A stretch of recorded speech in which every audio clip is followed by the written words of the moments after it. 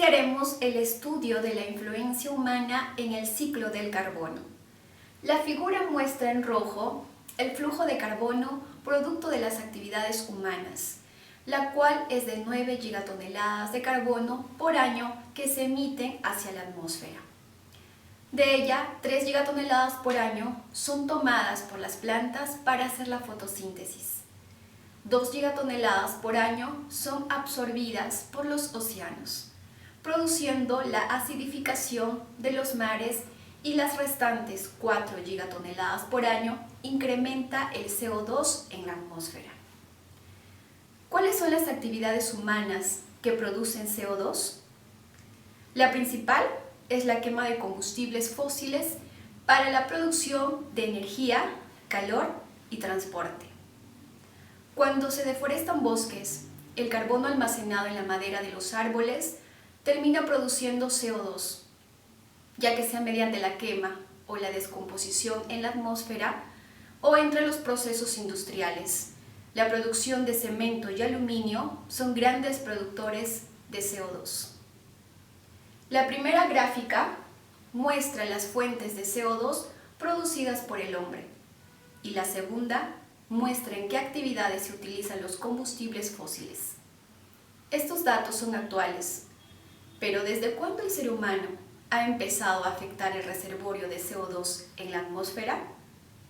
El ser humano empieza a afectar las emisiones del CO2 desde el inicio de la agricultura, en la cual se empezaron a talar los bosques para ganar tierras agrícolas y también para usar la madera como combustible. Estas emisiones eran obviamente pequeñas en comparación con las actuales. A partir de la revolución industrial, las emisiones se han incrementado tomando una curva exponencial.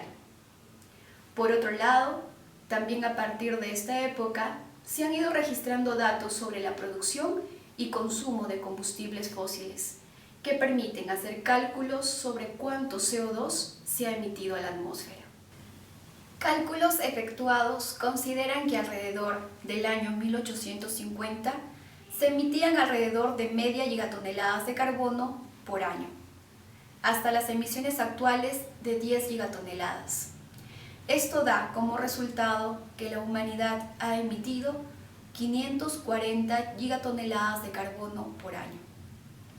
Se ha determinado que cuando se agregan 2.1 gigatoneladas de carbono por año, la concentración de este gas aumenta en una parte por millón en la atmósfera. Si todo el carbono emitido hubiera terminado en la atmósfera, se hubiera producido un incremento de alrededor de 257 ppm o partes por millón, pero el incremento actual ha sido alrededor de 110 partes por millón. Esto fue explicado en una lección anterior, donde se mencionó la captura del CO2 por los océanos y la vegetación. La gráfica adjunta muestra los valores de CO2 durante el Holoceno hasta el presente, el porcentaje del CO2 capturado por la vegetación y los océanos es de aproximadamente el 45%. La gran pregunta es si ese porcentaje se mantendrá en los niveles actuales de emisión o si, por el contrario, disminuirá. Ya sabemos el origen del incremento del CO2, pero la pregunta es, ¿de qué manera descubrimos cuándo comenzó? Hace 11.000 años terminó la última era de hielo y comparado esta última con las anteriores, se observó que siempre que terminaba una era de hielo, la Tierra se calentaba a la vez que disminuía el CO2 en la atmósfera. Esto puede ser observado en la línea azul del gráfico. La curva verde muestra los valores observados, los cuales siguen a la curva azul hasta hace más o menos 8.000 años. Y de ahí empieza a ascender. Coincidentemente, como ya lo mencionamos, se produce por la deforestación para convertir a la tierra en tierra agrícola. La demostración es la comparación entre la concentración de metano en la atmósfera. Comparando la última era del hielo con las anteriores, la línea verde muestra lo que es esperado cuando finaliza la era del hielo. El metano debería ir decreciendo, pero las mediciones muestran que a partir de hace 5.000 años el metano empieza a crecer.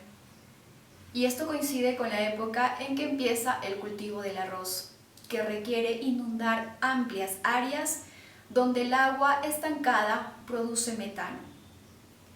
¿Qué otra evidencia tenemos de que el aumento del CO2 en la atmósfera es producido por el hombre? Vimos en una lección pasada que el átomo de carbono tiene 3 isótopos. De estos isótopos, 2 son estables, el carbono 12 y el carbono 13. También vimos que podíamos saber el origen del carbono, comparando los ratios de carbono 13 sobre el 12. Como el carbono 13 es más pesado que el 12, el ratio nos puede servir para determinar de dónde viene. Si el carbono se originó de erupciones volcánicas, este contiene más carbono 13. Por lo tanto, el ratio es mayor, mientras que las plantas tienen menos carbono 13, por lo que el ratio es menor. Si el origen del incremento del CO2 en la atmósfera es debido al hombre, el ratio entre el carbono 13 y el carbono 12 debería disminuir. ¿Por qué el hombre ha deforestado bosques que son materia orgánica y ha quemado combustibles fósiles, que hace millones de años fueron vegetales? La evidencia es mostrada en la figura, en donde se puede observar que la composición del CO2 ha ido variando con el tiempo, y cada vez más el ratio de carbono 13 a carbono 12 disminuye con el tiempo. Una evidencia adicional viene del hecho de que cuando se libera carbono, este tiene que combinarse con el oxígeno. Por lo tanto, si se aumenta la concentración de CO2 en la atmósfera, debe disminuir la concentración de oxígeno. Y esto puede verse en los datos mostrados en la figura, en la cual las curvas moradas corresponden a la cantidad de oxígeno relativo al nitrógeno de la atmósfera.